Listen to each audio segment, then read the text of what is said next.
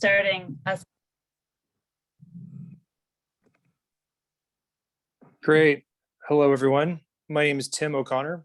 I'm a senior director at the Environmental Defense Fund in our Los Angeles office.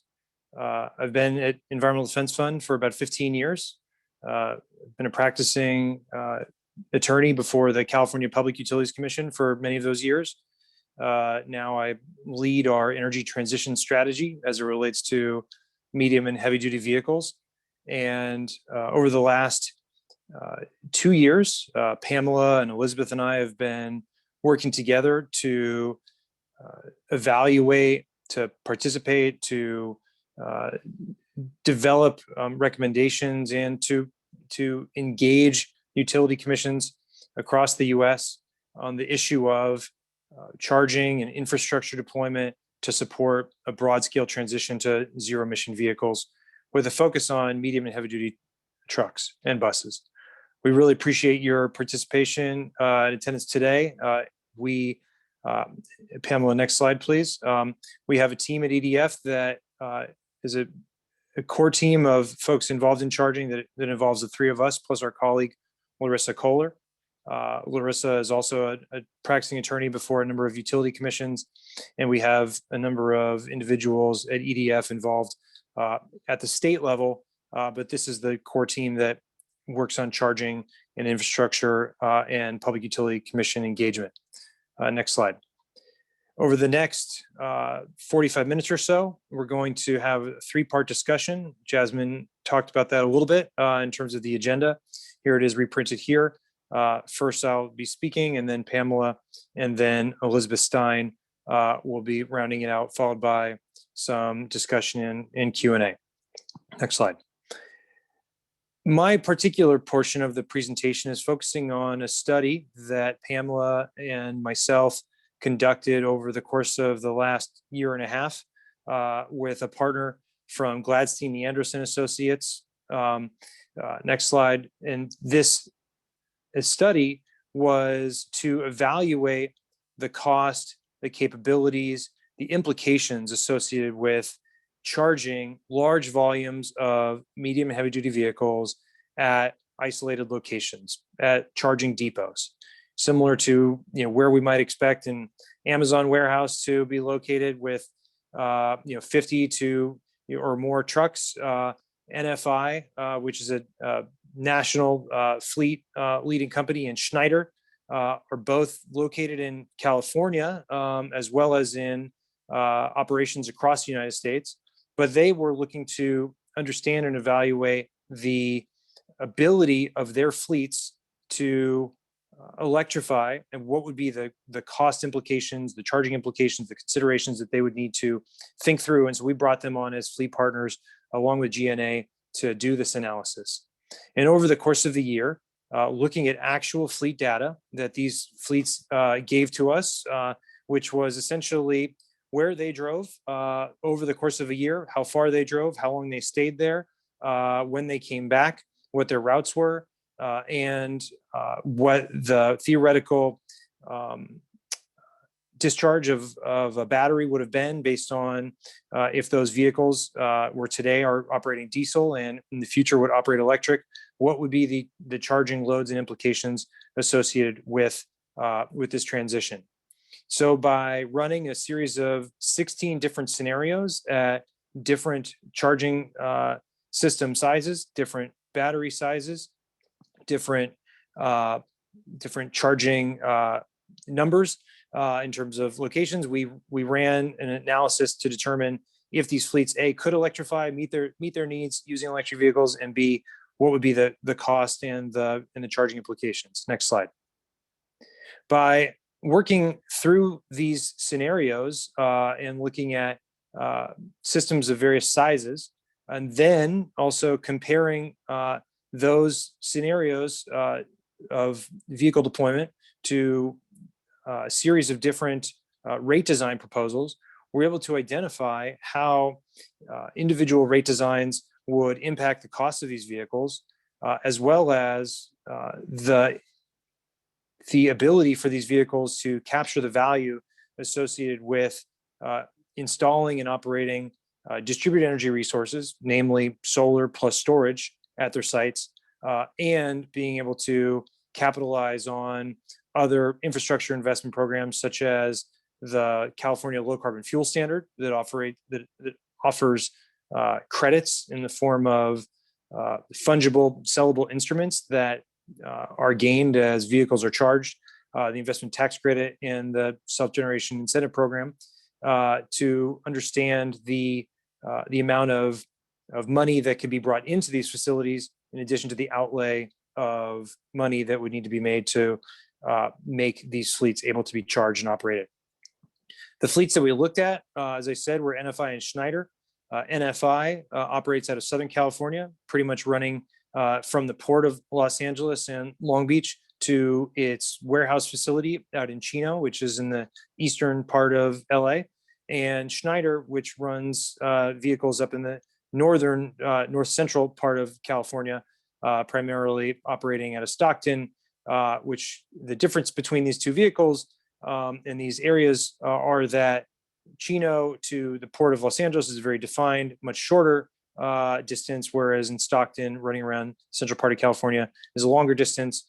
And so we evaluated the implications of charging 50 trucks of the NFI fleet, 42 trucks of the Schneider fleet, and operating and charging them at single depots. Next slide, please. By doing this work, we found a number of things to take away. One of the most important things that we saw was that using technology that is essentially available today or has been announced and will be available in the very short time frame, both vehicles and charging stations, these fleets could meet the vast majority, if not most of, or all of their needs of these vehicles using electric trucks that are available to them. By running this analysis, we believe we can now clearly say that as a barrier, the technology of the vehicles themselves should not be seen as a reason to not electrify. By evaluating, next slide, please. By evaluating the number of trips that these vehicles took against the distance for which they ran and the capabilities of the electric trucks themselves on the market, we found that only 10 to 20% of the total trips could not be met using the charging infrastructure and the schedules for vehicle deployment at these vehicles without significant changes also in the operational characteristics. And that if we were to install or have installed some in-route charging along the way, such as at the common points of destination, like at the Port of Los Angeles, or along the way for the in the Northern California fleet, that at a time of roughly 70 minutes or so, or 30 minutes for the Schneider fleet, just to top off those vehicles, it would allow them to return back to their base where there was sufficient enough time for them to charge to be ready for their next run. And so when you look at the opportunity that shared charging represents, plus the capabilities of the trucks, we think this practically makes electric trucks in the medium and heavy duty space for these operations a viable option without sacrificing fleet performance. Next slide, please.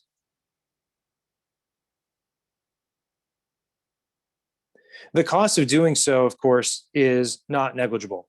When looking at the 16 scenarios we ran, we found that there was a range of costs associated with these fleets going electric, and that the way that the fleets charged their vehicles had significant either benefits or impacts.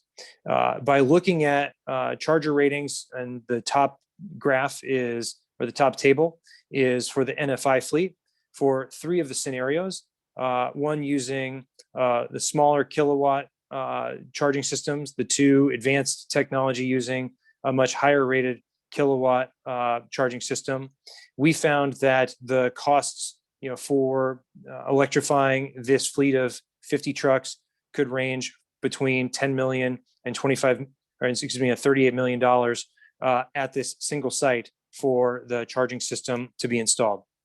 This, of course, includes a number of different costs stacked on one another, as well as the purchasing of electricity and installation and permitting costs. These graphs here do not actually involve the purchasing of electricity. What they do, however, involve is that these are obviously not $38 million or $10 million per charger, but our scenarios were based on how many, a number of chargers that would be deployed. And I believe for the current technology, it was roughly 25 chargers. And for the advanced technology managed, it would require 40 different chargers. And so you can tell that under different scenarios, the costs fluctuate, as well as the number of chargers that would need to be installed to meet those requirements. We also ran a similar study for the Schneider fleet and found that for their current technology at 150 kilowatt charger, that would require, I believe, 40 chargers, roughly $9 million. Next slide, please. And so these costs are, as we said, are not insignificant. And so to evaluate them in comparison to the alternative, essentially looking at the net present value of these installations, we found that there could indeed be a very significant cost. However, when looking at the opportunity that is created by the layering on of programs such as self-generation incentive programs and the ability to capture value for the generation of energy through solar plus storage, and through the use of a low carbon fuel standard style credit program, where the charging of electricity creates fungible credits that can be sold. Currently in the California market, I believe they're roughly at $200 per metric ton of carbon dioxide equivalent avoided. You can see that for the Schneider fleet and for the NFI fleet, using the current technology, that's 150 kilowatt charger, the net present value was essentially zero, and which means that these fleets, even with the charging costs of $8 to $10 million, that because of the savings that were generated and the value opportunity associated with these two types of incentive programs, that these fleets would see a roughly not a significant cost in terms of net present value for installing these systems to operate their fleets. Next slide, please. And when you look at this alongside the savings associated with the current diesel fuel bill of these fleets, plus the electric bill to charge these fleets, you can see an annual savings between $550,000 and $750,000, per year for these two fleets, in addition to significant tailpipe emissions reductions accruing from each fleet from the transition to diesel to electric. Next slide. In addition, when you look at the various rate design formulations, and we evaluated, I believe, 6 different rate designs, some using California rates in Southern California Edison service territory and Pacific Gas and Electric service territory as samples for the types of rates that these fleets would be subjected to. We found that the total costs to these fleets for their charging bills would vary significantly depending on whether there were demand charge holidays, whether they're on a subscription rate or a time of use rate. Similarly, what we found is that as these fleets shifted from unmanaged charging, where whenever the vehicles showed up, they plugged them in, to a managed charging scenario where they purposefully tried to take advantage of the time of use opportunities and to shift their load to off-peak and to manage the total peak load, we found significant savings for each fleet. As an example, you can see that using in the first line item, demand holiday, versus the second or the first line item of the second graph here, from unmanaged to managed, you could see roughly a savings of $60,000 per year for this type of operation. Similarly, on a TOU rate, you could see roughly $120,000, per year of savings associated with the shift from unmanaged charging to managed charging for this fleet of 50 vehicles. Next slide, please. Importantly, this is not just related to money, but this is related to saving of grid conditions. We can see that with the shift from unmanaged to managed charging, and then to the inclusion of distributed energy resources, which would be solar plus storage, you could see a very significant shift in the impact of charging these vehicles on the grid. The blue line here represents an unmanaged charging scenario where when the vehicles come in, they get plugged in to a managed charging where vehicles are shifted to off-peak or to a lower overall peak to a distributed energy resource focused based deployment where, when the peak solar and grid conditions would allow, we have the most reduction, which then would alleviate both the demand for electricity on the grid and the nearby requirements of grid upgrades to meet the increased electric load, thus saving costs for the local utilities and setting, I think, a clear-eyed focus on the need for standards and incentives for medium and heavy-duty vehicle operators to pursue distributed energy resources and managed charging at their site. We also looked at the value to the fleet associated with the installation of distributed energy resources, and you could see that the total savings on their bill is significant over time, with the looking at the net present value practically eating up all of the installation costs that would be needed to install and operate those DERs. Next slide. The takeaways, and here's another slide that talks about the value of managed charging and distributed energy resources to reduce peak. And here you can see a significant reduction in the amount of energy use at very specific times to allow for energy arbitrage and the potential sale of electricity back onto the grid. Next slide, please. The takeaways that we came up with when we were finished with this study were really formed by the study itself, and were not takeaways that we had going into this effort. We thought we would understand what was going to be the findings when we went in. Sure, you think, yeah, if you install distributed energy resources and managed charging, you're going to reduce your overall grid conditions.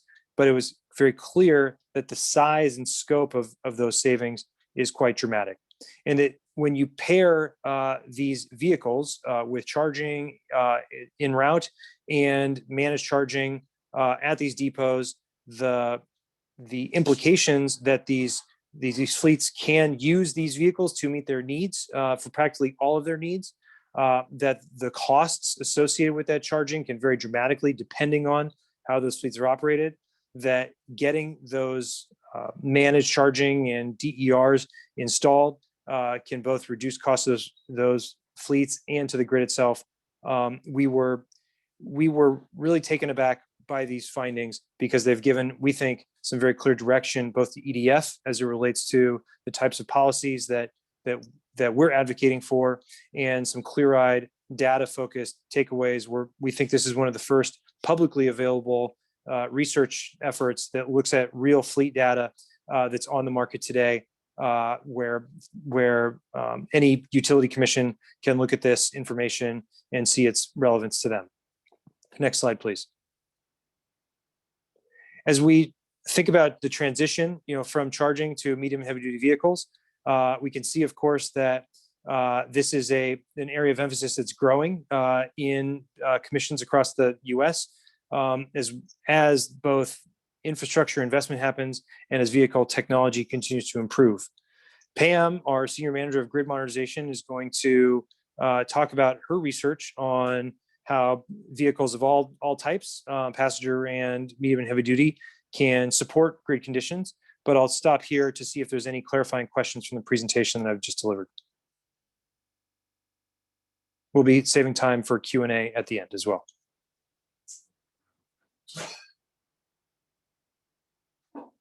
Please, of course, put your questions in the chat over the time, and we'll be certain to log them and get back to them at the end. Thank you. Hi, thanks, Tim, and thank you all for giving me the opportunity to speak today. As Tim mentioned, my name is Pamela McDougall. I am the Senior Manager of Grid Modernization at EDF, and I've been with EDF for about 2 years. Prior to that, I focused primarily on VGI, both within the US and in Europe for about 10 years. So I think I'm going to try my best to dampen my unbridled enthusiasm for VGI throughout this presentation, and then take a step back and look a little bit about charging infrastructure and some best practices that you need to get in place to really get a most effective rollout. But again, let's start into VGI because I love it. Starting out with it, let's just talk about what I consider as VGI and why we have it on the ground. When I think about vehicle to grid integration, I think there are 3 main goals, and actually looking at the slide, I think there's now 4 main goals that just kind of popped out this year. The first one is looking at how we can integrate more renewable energy and reduce peak demand. The other main goal is to scale up EV deployment by reducing the total cost of ownership. And then the third one is to mitigate grid upgrades and lower ratepayer costs. And the fourth one, which I apologize and neglected to put, is to add resiliency, because we now have V2B as a viable option these days. And that brings me to, how do you unlock VGI? I think about VGI in 4 main aspects. The first one is thoughtful placement of charging infrastructure, placing it close to generation, such as solar and storage, to be able to reduce curtailment, or in areas where there is available capacity and high usage. V1G, or managed charging, where you can shape and shift your charging pattern. V2G, which is bidirectional charging. You're able to discharge onto the grid and provide more grid services. And then finally, V2B, which is vehicle to building, which is really an emerging new services being offered, and we're seeing popping up more and more, especially with the latest release, so like the F-150 coming out. So I'm talking about VGI, I'm enthusiastic about it, but is it really like plausible? How much flexibility is actually available? A study that actually came out by Lawrence Berkeley National Lab looked at the potential of EVs in the Midwest ISO region. And this isn't really a notable area that's going to have a lot of EV deployment or plans for EV deployment.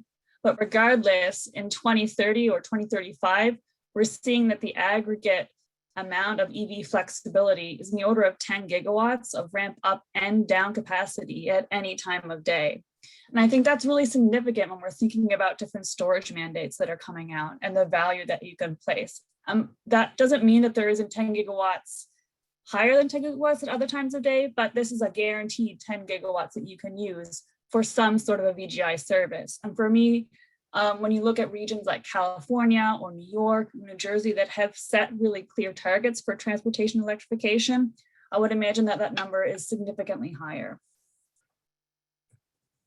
And what does that mean to utilities? I'm going to reference another study that was done. This is one that I actually worked on with Lawrence Berkeley National Lab.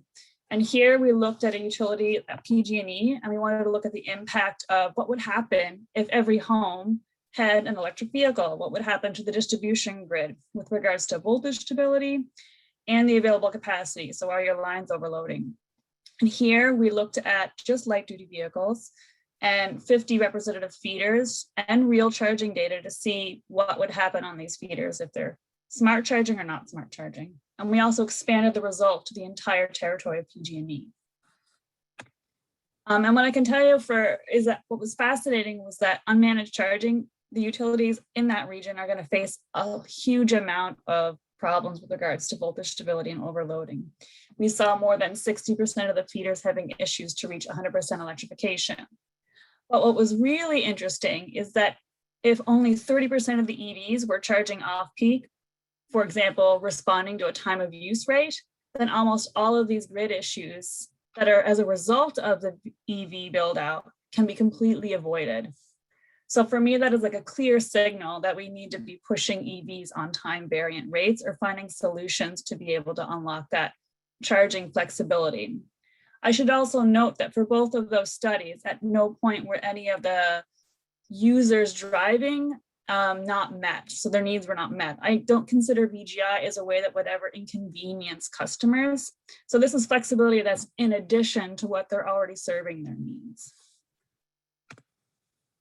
And then we're thinking, well, maybe VGI isn't that cost effective. But then I'm referencing another study that came out. And this one was based on California's study again that evaluated the impact of light duty vehicles and their goal for, I believe it was 2030.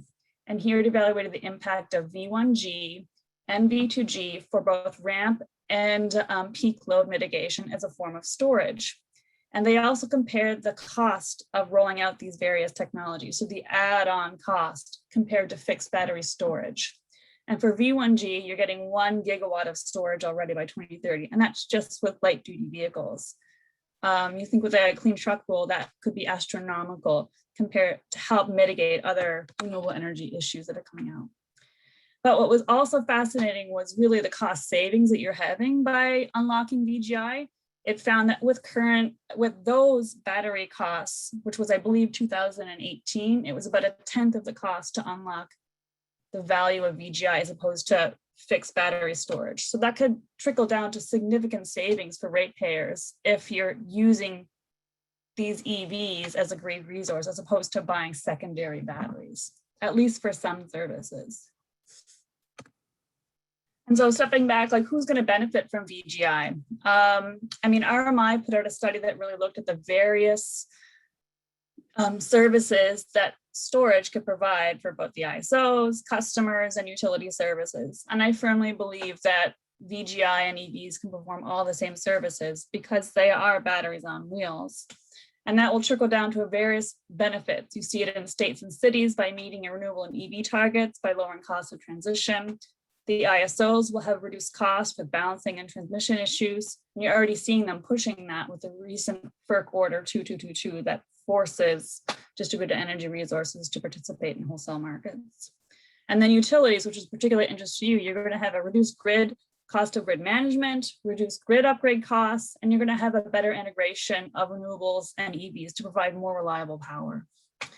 The charging system operator can improve their business case. Third parties such as aggregators actually get an entry to market. And then we actually finally, the most important stakeholder is the EV owner, reducing their cost of ownership. So how do we get there? How do we get to VGI? And I'm just going to pose a couple of solutions that I think are the biggest barriers and how we can unlock this value.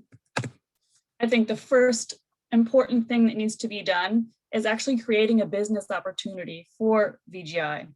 Flexibility is a service, and as such, it should be valued, and there should be a clear market signal for it. And this can be done in a number of ways. I think the first thing that could be done, which has already been done, is access to wholesale market prices, either through wholesale market participation or looking at more wholesale access with utility rates. The other one is storage mandates, allowing V1G to participate. I do believe that load shifting and shaping is a form of storage. And right now, I don't believe that some storage mandates allow V1G to participate. They only allow V2G.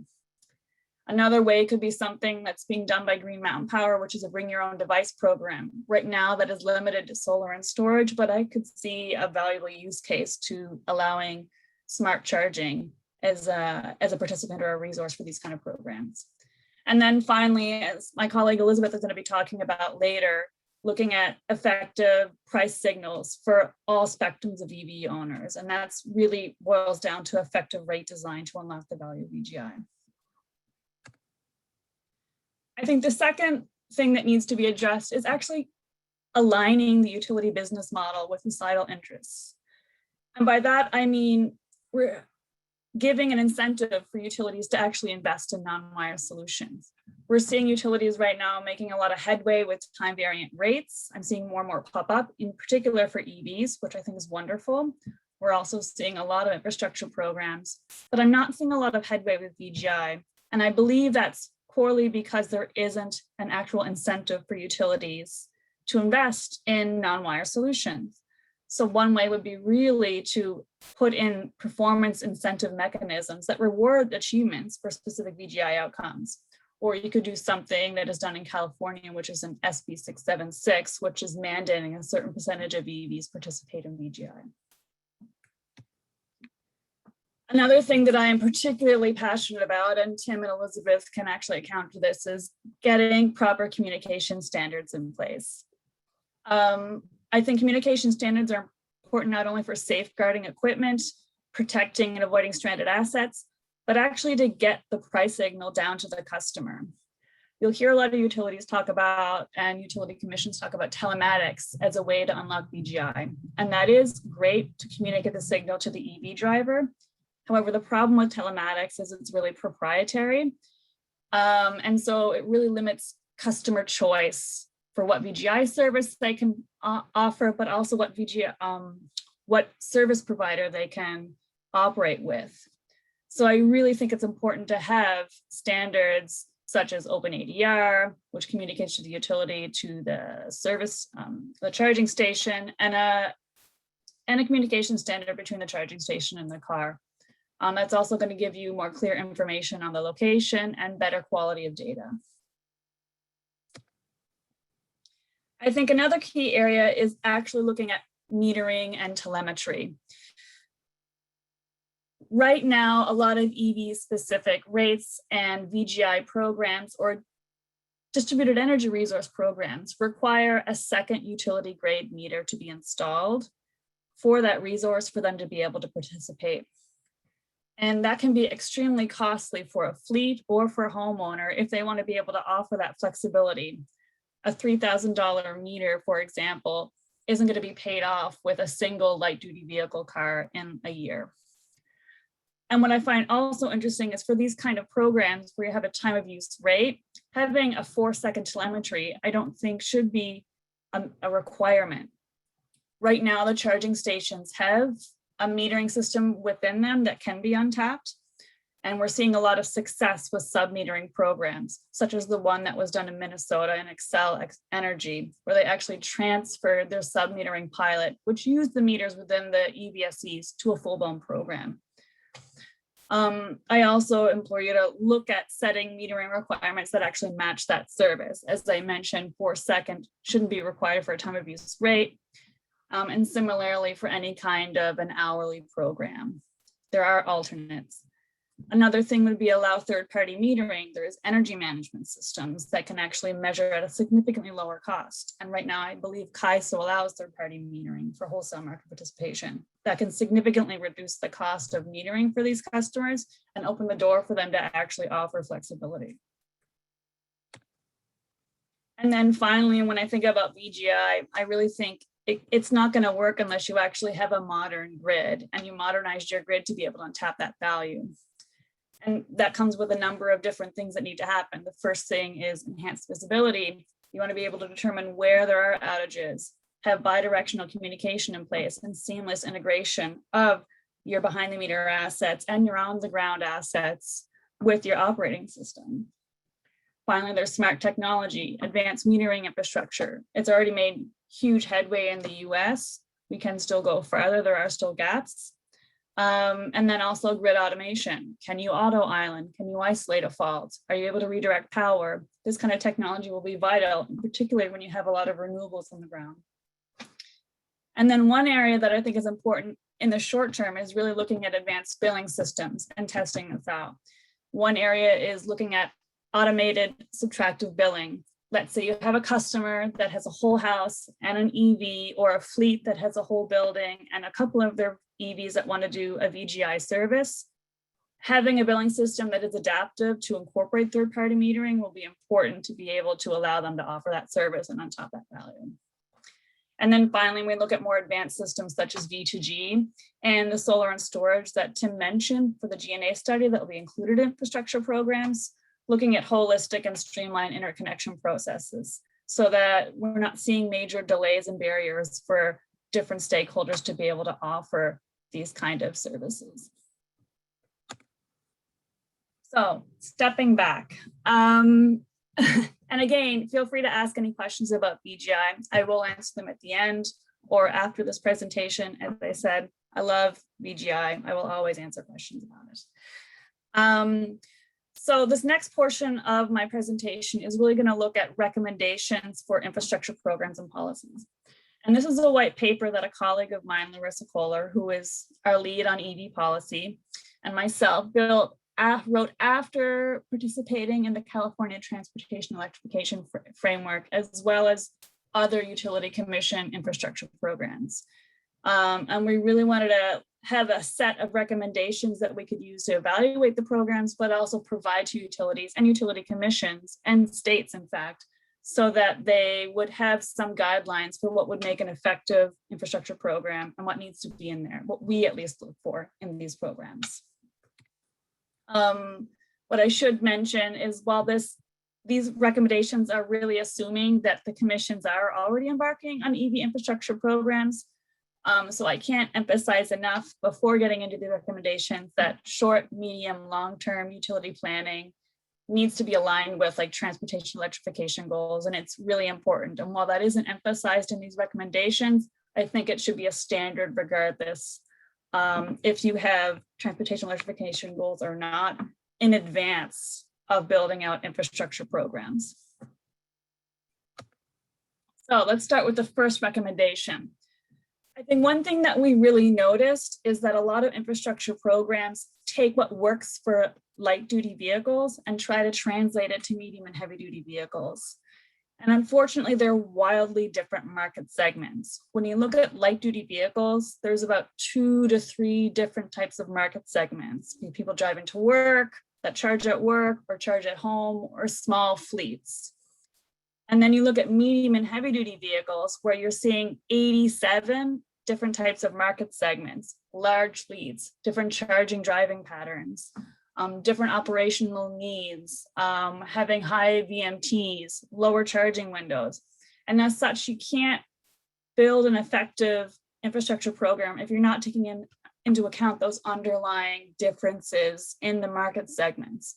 So really in the get-go, when you are looking at policies and infrastructure programs, in particular for medium and heavy duty vehicles, you should be aligning and working with different variety of stakeholders from that market class so that you can build an infrastructure program that works for them and is effective. The second one really is equity, and that it should actually come first. We're seeing in a lot of programs, and this isn't just utility programs, but general infrastructure programs, that equity has often come as an afterthought. And as such, it's often not effective. So utilities should, from the get-go, be prioritizing charging station deployment in low-income communities, areas of disproportionate air quality, and also because of their disproportionate impact on air quality, focusing on medium and heavy-duty vehicles in these areas. They should also be working with these kind of community groups from the beginning to help develop these programs so that their needs are being addressed as well, and you're actually overcoming the barriers that they see. Another area in particular, besides low-income communities and disparate air quality, is really looking at small businesses, in particular women or minority-owned businesses.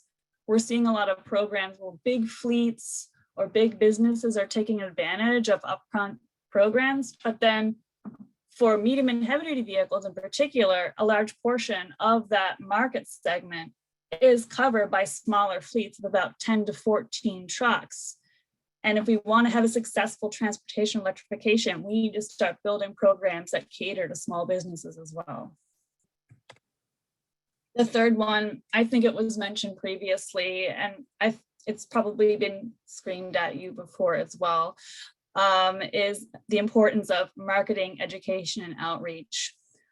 In particular, targeted marketing, education, and outreach. With light duty vehicles and with medium and heavy duty vehicles, as I mentioned before, they have wildly different infrastructure barriers, wildly different knowledge bases. You have small fleets that know next to nothing about rates, nothing about charging infrastructure, to really advanced fleets and businesses that have been working on advanced infrastructure and advanced rates for a long time. So having marketing, MENO that really targets these different types of customers is going to be vital to be successful. The fourth one is looking at accountability. And I can't really stress this enough, the importance of accountability to drive actual results. I firmly believe that utilities should be required to collect and monitor data, not only to show the effectiveness of their programs, that they're being integrated into the grid, but also that you're using effective use of ratepayer funds and you're meeting predetermined metrics and goals. So with that, you should be setting predetermined metrics and goals for programs. And 3 ways that I think you can achieve this is, firstly, conducting grid impact and market potential analysis from the get-go, really forcing utilities to look at what the potential impact will be, what the impact of non-wire solutions or managed charging could be, and how they can effectively use ratepayer funds before they're developing infrastructure programs. The second one is developing and updating online hosting capacity maps that not only show how much capacity is available now, but what projected projects are coming so that developers can plan effectively. And then finally, my biggest ask is to publish frequent reports, in particular a load research report that evaluates programs on an annual basis. There you can evaluate the impact of effective rate design, the impact of your infrastructure programs, seeing if VGI is working, so that not only utilities can learn from each other, but also we can see what areas of improvement can be done.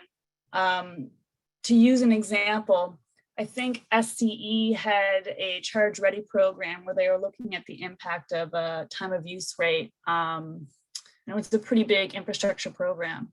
And in the first phase, we saw that there wasn't really significant load shifting, despite them all having a time of use rate.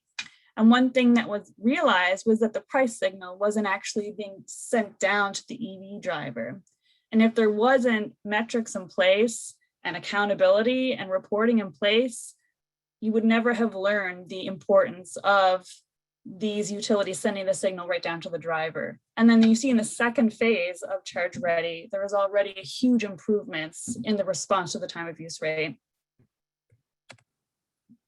And then the fifth one, I've already mentioned the importance of VGI and different ways that you can implement VGI, but just to beat a dead horse in a way, you really want to seek to mitigate charging infrastructure costs. You want to mitigate your grid build out, integrate more renewables, and really leverage these EVs. They're not a burden. EVs can be a grid asset and boost resiliency and reliability if you leverage them in the right way. So also get key price signals down to these drivers, communication protocols in place, and support technologies for robust VGI marketplace. And Elizabeth, again, is going to be talking about some of these rate design areas later that could help unlock VGI. Safeguarding EV charging infrastructure. Beyond even communication standards, which this does cover, both to protect you from stranded assets, also having cybersecurity in place to protect these public assets will be vital. Cybersecurity is an evolving space, as well as protecting the charging stations themselves from theft of energy, theft of data, and also when we're looking at having public information such as credit cards being used on these devices, it's never more important to really invest and set standards for safeguarding.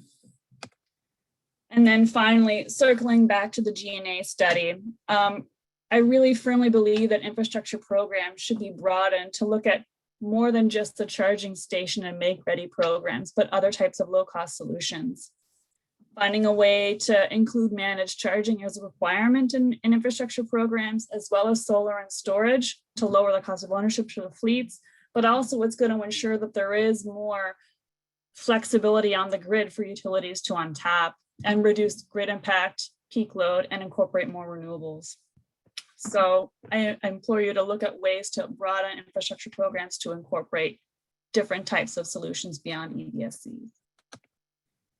And with that, I'm going to hand it over to Elizabeth, who is going to talk about designing effective rates for EVs. Thanks, Pam. Thanks so much for the opportunity to speak with you this afternoon. My name is Elizabeth Stein. I'm lead counsel, Energy Transition Strategy. And I work alongside Tim, Pam, and Larissa on vehicle electrification at various state commissions and have been focused generally on efficient electric rate design for a clean energy future for several years now. Next slide.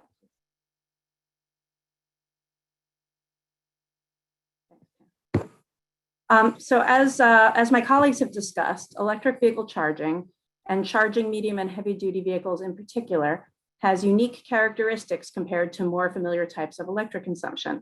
Electric pricing developed for a universe of customers without those unique characteristics will not necessarily be optimal for what we need to achieve now.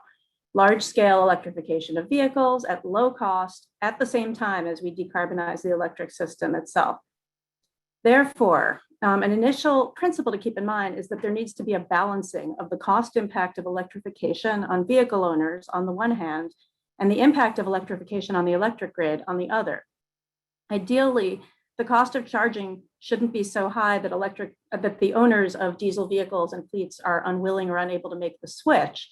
At the same time, it's important that the price signals faced by vehicle owners who do make the switch incentivize them to charge their vehicles in the manner that minimizes their grid impact, preventing needless increases in system costs. Achieving that balancing does not necessarily mean moving away from cost-reflective tariffs, as there are multiple possible ways to design cost-reflective tariffs with different results for customers and different system impacts.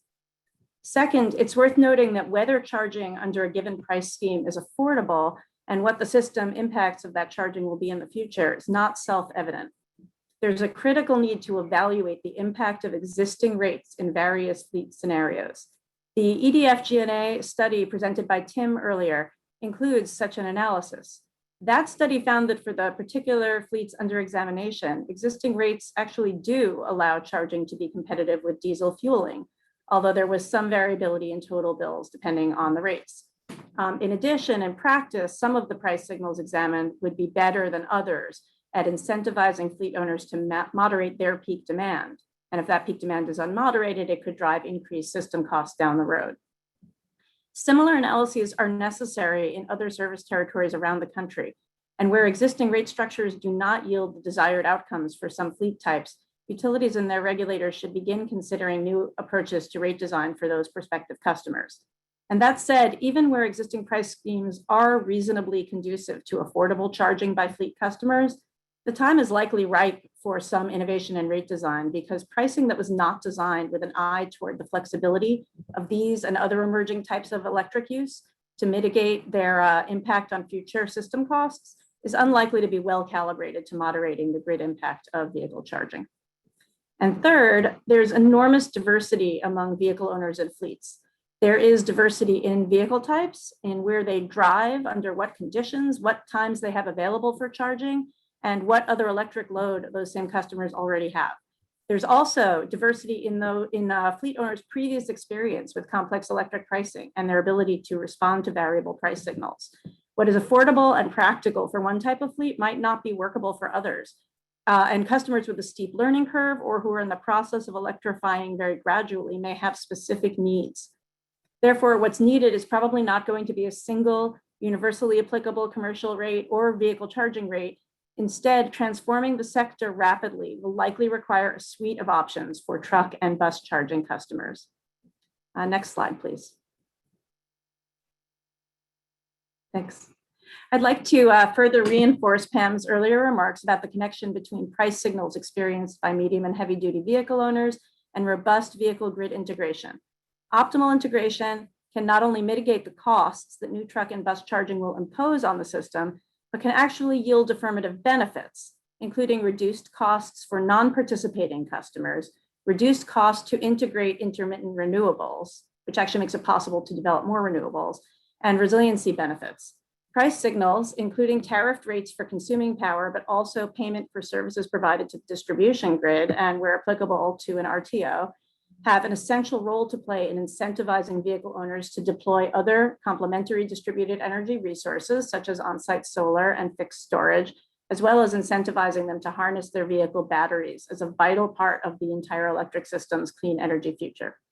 So in summary, when considering rates and other price schemes for optimal medium and heavy duty vehicle electrification, it's important to bear in mind that the prices fleet owners experience in connection with vehicle charging will influence the speed of electrification as well as the impact of that electrification. Even where current rates appear to allow some fleet owners to charge affordably, new price signals that are still cost reflective but are more tailored to emerging types of electric consumption and emerging grid realities may yield even better long-term results for vehicle owners and other system users. Commissions that are committed to facilitating transformation in the transportation sector need to begin to require utilities to take a hard look at what their current pricing means for various prospective truck and bus charging customers and consider whether or how different approaches to pricing might drive better results. Thank you. That's it for me.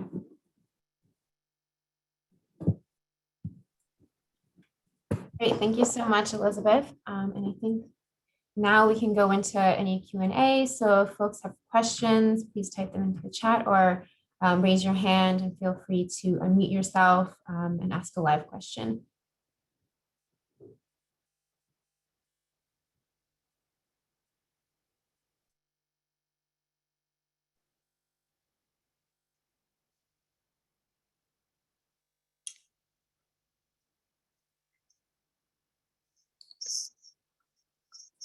Jasmine, we realized that was an awful lot of content to be delivered over the course of an hour. So let me just start by thanking everybody for sticking with it and listening to it. We had divided the presentation into 3 different parts. One to provide technical information on charging, another to provide observations on DER's and PAM's modeling work and the ability of those vehicles to connect with the grid, and the last to sort of bring closure to our observations, and turn them into policy recommendations. I think that hopefully folks that were listening to the presentation, saw that we're trying to ensure that those recommendations are built on a foundation of credibility, because that is, of course, what we're advancing here. None of us obviously are utility attorneys, like working for utilities, where we represent the public interest, and it's within that vein that we're trying to suggest ways to deploy these vehicles in a way that both helps the environment and ratepayers. Okay, thank you. And I think we have a question from Jonas. So you can go ahead and unmute yourself, Jonas. Thanks, and thanks to all the presenters. My question was on this issue of metrics and what success of transportation electrification looks like. Should metrics be the same across different electrification programs or across different utilities, or should they be crafted specifically to a utilities program? Well, I think it really, is that okay, guys, if I answer this? Thanks. I think it really depends on your utility region that you're covering. For example, in California, when they have 3 IOUs that have similar size and similar programs, setting metrics and measures that are broad covering for all of them, I think is important, and it's easier. Metrics don't have to be firm numbers, they can be percentages. So I do believe that it is important to have some sort of a standard for like equitable transition accountability across different utility regions. But you can set different metrics depending on what type of infrastructure program it is. Like if you're having a VGI program, you can have a certain percentage of response or participation, for example. If you're having something, we're having an emission reduction, you want to have an equity included in your metrics, and you can have percentage of infrastructure programs which are located in disadvantaged communities or low-income communities. It doesn't just need to be like a cost metric, I think is one of the core findings that, while it wasn't on my slide, it is something that will be mentioned and broken down in the white paper. Great, thank you. And Hannah? Hi, Hannah Terwilliger. I'm with the Minnesota Public Utilities Commission, and as I noted, Minnesota is now the first state in MISO, so I think you might need to revise that nothing's happening in the Midwest with EVs right now, because I think Minnesota would like to see differently. My question is more about what I would call like rapid fleet electrification. I think like we all see different businesses making these announcements about, oh, we're gonna buy 100,000, kind of more medium duty. How would you advise state commissions kind of prepare for really rapid business change? Because I think we all know that businesses don't really move at the same speed. They move much faster than regulatory commissions. So what sorts of policies would you advise for really rapid onset fleet electrification? Well, I think planning and having requirements for planning and market potential and grid impact analysis is important. These kind of studies can be done, despite what some entities might mention, in about 6 months. Another way is actually looking at ways that you can mitigate potential grid impact and grid build out. So what the utility would need to build for make ready, by allowing solar and storage to lower the capacity on the grid for them to have to build at a bigger make ready. And then the other one is really encouraging them to get programs out in advance. So you can look at a market potential study and look at what fleet electrification is going to happen and plan like crazy. But you can also put out a make ready program and then adapt it later. So pushing them to have tight timelines for building out infrastructure programs, and setting deadlines for that and giving them opportunities to adapt it later, I think will be really important. Maybe Elizabeth, you want to comment on that because you're more of our utility guru. Well, I would basically just reinforce what you were saying about planning, insofar as I think the question is really well placed, because the last thing one wants is a reactive posture where the vehicles arrive and now the infrastructure is already late getting there, and where the infrastructure is just built at individual customers' request exactly what they think they need, rather than with an eye towards system-wide realities. So I would just reinforce Pam's emphasis on planning and thinking system-wide, rather than thinking about that solely about the individual customer that sees their need coming, because the total cost of doing what the customer is eventually going to realize they want is going to be lower if you have taken that system perspective. Pam, would you agree with that? I absolutely agree. I also think that you can do some proactive work alongside planning. And proactive could be setting up a program or proactively reaching out to potential fleets that are electrifying to build out programs to help them meet their short-term needs. Great, thank you. And I think Eric was next. Thank you. For the first presentation, what was the assumed fuel economy of that Class 8 electric truck, or average of the various Class 8 trucks?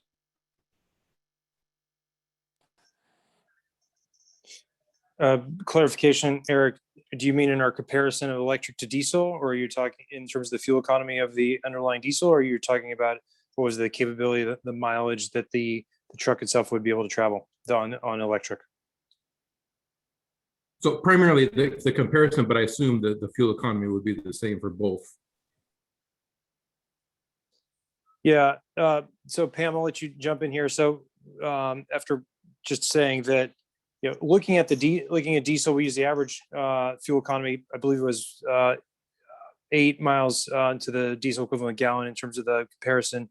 As far as the battery size, and we looked at various truck sizes, associated with the I think what's been announced on the market. We did a deployment study recently with ICCT and found over 125 different models of vehicles that were either in production or on the road today. And I think that the distance that was assumed for those vehicles, Pam, forgive me, correct if I'm here, it was roughly in the 220 total miles of discharge range for those vehicles. We could get back to you with the specific answer if you'd like. Thank you. I actually think it was like 250 miles. And with regards to like the price of diesel or fuel, we actually use the average levelized cost of gas from 2019. And we only did a comparison of 1 year. Yeah, for the cost. For the cost, yes. Thank you. Great. Commissioner Bocanegra, did you have a question? Yeah, thank you. Thank you to Tim, Pam, and Elizabeth. My question is on the EDF report.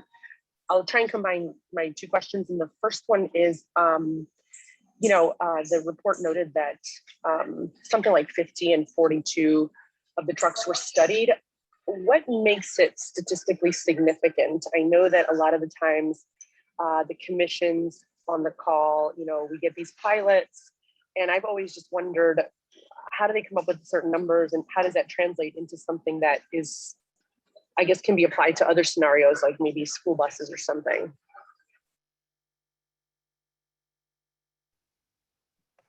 So the size of those fleets that were being electrified, the 50 and 42 trucks does not represent the total number of trucks in their fleet, but this represented sort of the average number of trucks that was servicing an individual depot that was a manageable, transition size. In looking and speaking with individual fleets that are operating warehouses and depots, this sort of 50 truck announcement, you can see there have been other announcements as well from Frito-Lay and from others that have gone with similar size, transitions, that this was like that number where it's a very significant number for the fleet, and it's sort of like that average kind of transition size for starting out. Some of these other warehouses that are increasing sizes, you would see higher numbers of trucks that are going there. When you look at the number of charging cabinets that are needed from an unmanaged charging scenario where you're just plugging them in when they come, it's roughly we found about 26 chargers would be needed versus a managed charging, it's roughly one per truck. And so when you get at a higher volume than that, you run into placement of where the charging systems could go and the size of the make ready work. And so 50 was also based on what these individual fleets so that they would be able to do. So these were based on real world numbers of electrification proposals by these individual fleets. Thank you. Great. And I think Al was next. Thank you. That was, my hand hurts from writing stuff so fast. That was a phenomenal presentation. My name's Al Freeman and I'm staff with the Michigan Commission. And I kind of have two questions, but they overlap.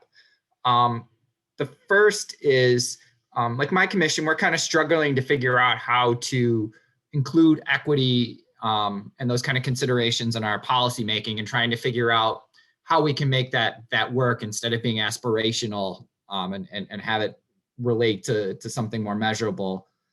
And I'm kind of curious if you had any insights on that. And then also, it seemed like some of your suggestions also kind of get out of that proverbial swim lane that we're supposed to be as an economic regulator of utilities. And what, like, are there other state agencies, other groups to partner? I know we hear often in Michigan that, car dealerships are a big hold up because they don't know about EVs. They don't think they're going to make a lot of money from EVs. So then they have a salesperson interested in it. So then, the customer goes away rejected. And just wondering, you touched upon education. Do you see similar things when you're dealing with the heavy duty trucks, or are those kind of customers more savvy and kind of understand some of the benefits of EVs, or do you also need to do that sort of education with them as well? I think it really depends on the fleet. That changes from fleet to fleet what their knowledge base is. We have some that are extremely savvy and have been able to understand advanced rates, infrastructure, and the benefits beyond even economics from the get-go. And then we have some that are really struggling. Their business has never been to deal with electricity or costs that are variable. They've never had to worry about infrastructure. They're small mom and pop fleets with like 1 to 2 to 3 trucks, and it's completely out of scope for them. So, and then to touch back on the equity,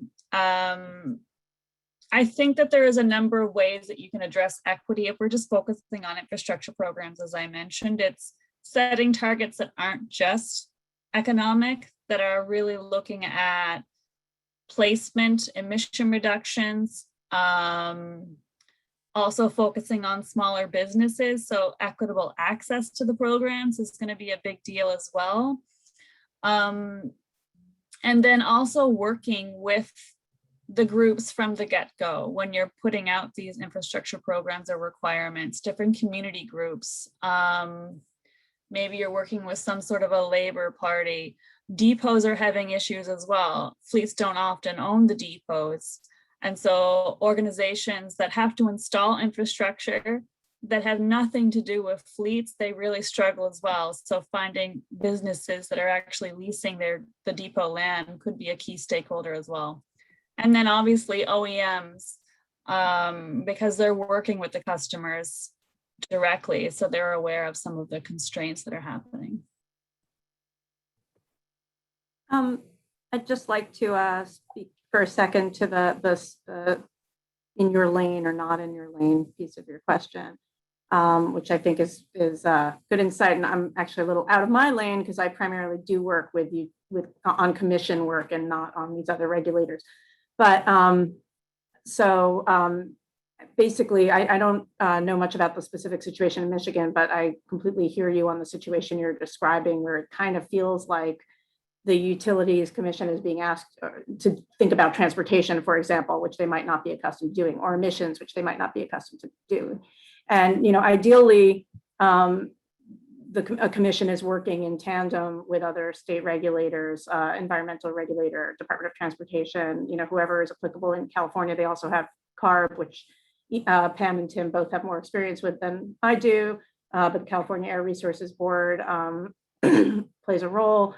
But even if that coordination hasn't yet bubbled up in a state that has deep greenhouse gas mandate coming out of, for example, its legislature or otherwise, or has made electrification commitments, even if the environmental regulator hasn't gotten there yet, there is a role for the commission to make sure that it's the entities over which it does have jurisdiction are making reasonable assumptions about load growth, et cetera, which I think brings us back to the planning piece, that even if the exact pace of electrification, may be as yet unclear, if the endpoint has already been made apparent by state goals, there would still seem to be a role for a commission even in that situation. Great, thank you. I think we can take Commissioner Maestas' question.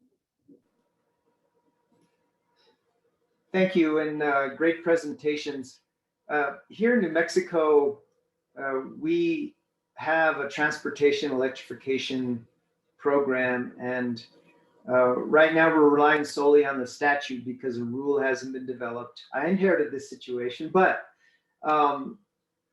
the transportation electrification statute only applies to investor-owned utilities, and the combined service areas of the IOUs only represents a very small fraction of the state. The rest of the area is serviced by rural electric co-ops. And so our issue is we're dealing with kind of a Swiss cheese approach. The IOUs are only concerned with the program within their service area, but we have other service areas adjacent to IOU service areas. There is an emphasis on the need to consider low to moderate income communities. And so this is along the same lines as the previous questioner is really equity.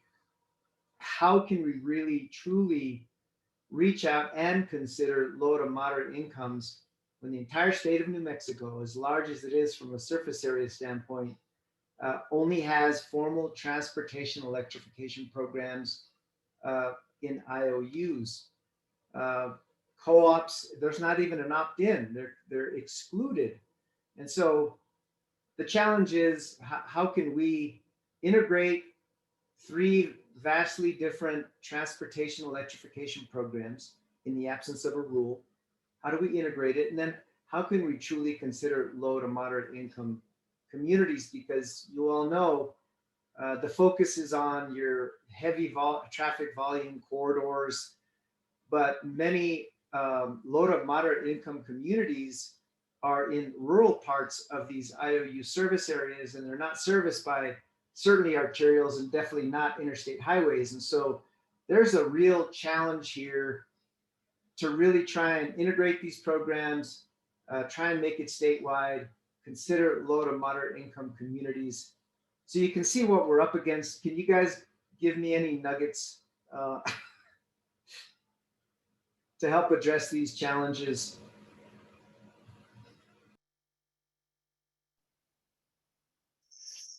I think addressing these challenges might require more time than we have, obviously, on the call today. Certainly, we'd be more than happy to talk with you offline about it. In the sort of the short answer of your question is certainly you have your hands full with a significant challenge there.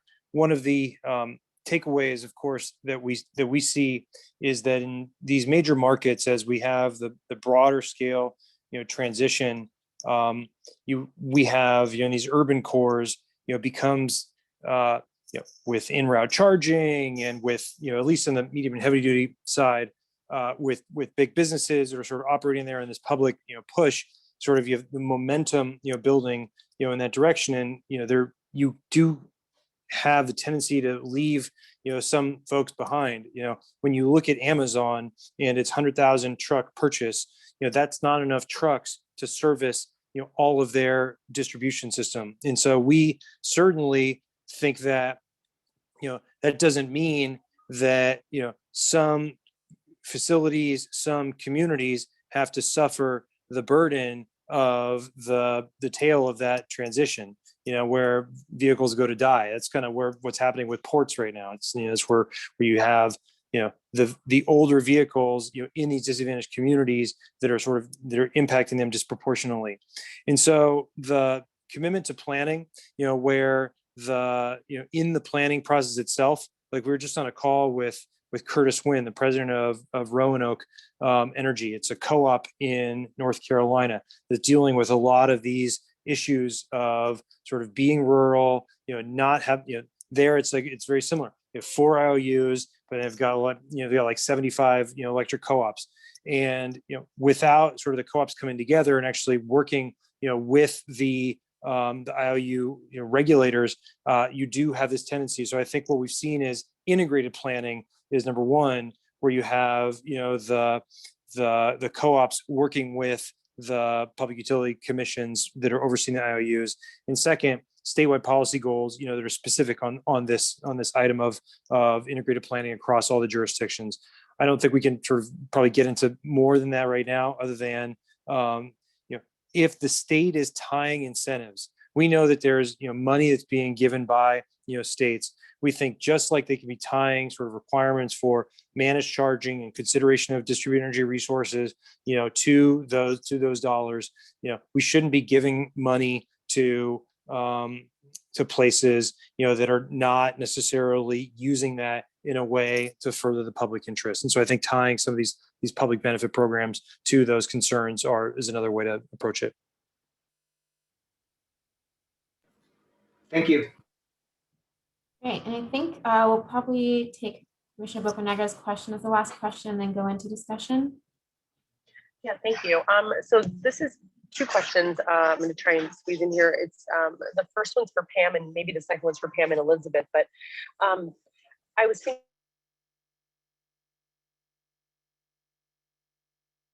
my question is who's best suited to value this? I mean, I guess, does it depend on the market that they're participating in, or is this something that you think a commission somehow oversees, or is this truly FERC, or is it the responsibility of an RTO?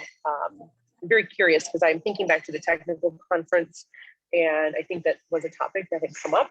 And then the second question, and like I said, this might be for both of you. Can you be more specific of how a commission could ensure that charging programs are done in a way when they're paired with either excess renewable generation that's online, or just in general when renewables are online? Like, how does that actually happen? Is the commission ideally directing the utilities to do that, and what kind of oversight does that look like, whether it be just pairing with renewables or even the VGI? Ooh, first off, I actually didn't catch the first part of your question, but I think because you cut out. However, I'm gonna just nod if I'm correct in assuming that you're asking what entity would be evaluating the value of the VGI service. Yeah, exactly. Who's best suited to figure that out? Okay. All right, I'll tackle that first and then move on to the second portion of it. I don't think that you should evaluate VGI as a single entity. I'm speaking broadly as like a distributed energy resource, of which VGI is one type of distributed energy resource. And they should be valued for the service they're providing and compared to or being able to bid and compete with traditional resources. So I think you were talking about FERC and wholesale market participation. What has been quite effective in the European Union, of which I worked 10 years on wholesale market integration of EVs, was allowing access and letting the market take the wheel. And with that, allowing the VGI to be competitive and comparable to traditional resources. I was actually speaking on that FERC technical conference that you were mentioning. One thing that we notice in some ISO regions is that distributed energy resources, despite being able to provide the exact same service as a traditional resource, such as diesel generators or fixed utility storage, is that they're being valued significantly lower. They're not getting the same return despite they're offering the same service. So putting them on a level playing field is the first step, and then seeing where the market takes it. Third parties, if you're looking beyond FERC and looking at utility VGI services, doing these market potential and grid impact studies to determine the value as it pertains to avoided costs will be really important, because that sets a value for what you're going to put in your infrastructure. How much money are you saving from grid build out or for curtailment? And then you can invest that money in managed charging or distributed energy resource programs because you're validating the business case. Elizabeth, you can maybe talk a little bit more about that. I'm sure you have comments. Oops, I just wanted to respond a little to the second question about the purchasing of renewables. And Pam and I actually haven't discussed that tremendously. So if we may have divergent thinking about this, but I mean, one reasonably kind of straightforward way to do it, and although it's straightforward, it's not really happening anywhere, is to embed a robust price of carbon in the wholesale market in the first place, such that the more emitting resources wind up simply being more expensive, and the less emitting resources wind up being commensurately less expensive, and passing through those price signals every hour, so that vehicle owners have a clear incentive in the commodity price to buy at the least expensive times, which will happen in a lot of RTOs to correspond with the times when there's a lot of inexpensive clean generation available. But you know, one can also design programs where such a price signal doesn't exist, for preferentially purchasing those resources when they are on the margin. I don't know, Pam, do you have things you would add to that? I agree with everything you said, Elizabeth. The only other caveat I would add is actually citing depots and citing infrastructure to these areas where you're having a surplus of generation, because that's not only going to allow them to absorb that surplus, but you're also adding resiliency to your grid because you're coupling your load closer to your delivery of resources. Thank you both. Awesome. Thank you so much. Are there any more questions from the audience? I know we have a few more minutes, but I just want to thank our speakers again for a great presentation. We'll be posting the presentation and the recording onto our website by the end of the week. So, feel free to catch up on everything there. I know a few of you have asked me about that. But yeah, thank you so much to our speakers again for joining. And we'll have a very brief closed door discussion for the remaining minutes. Thanks so much. Thank you. Everyone. Thank you all. Thanks, Jasmine.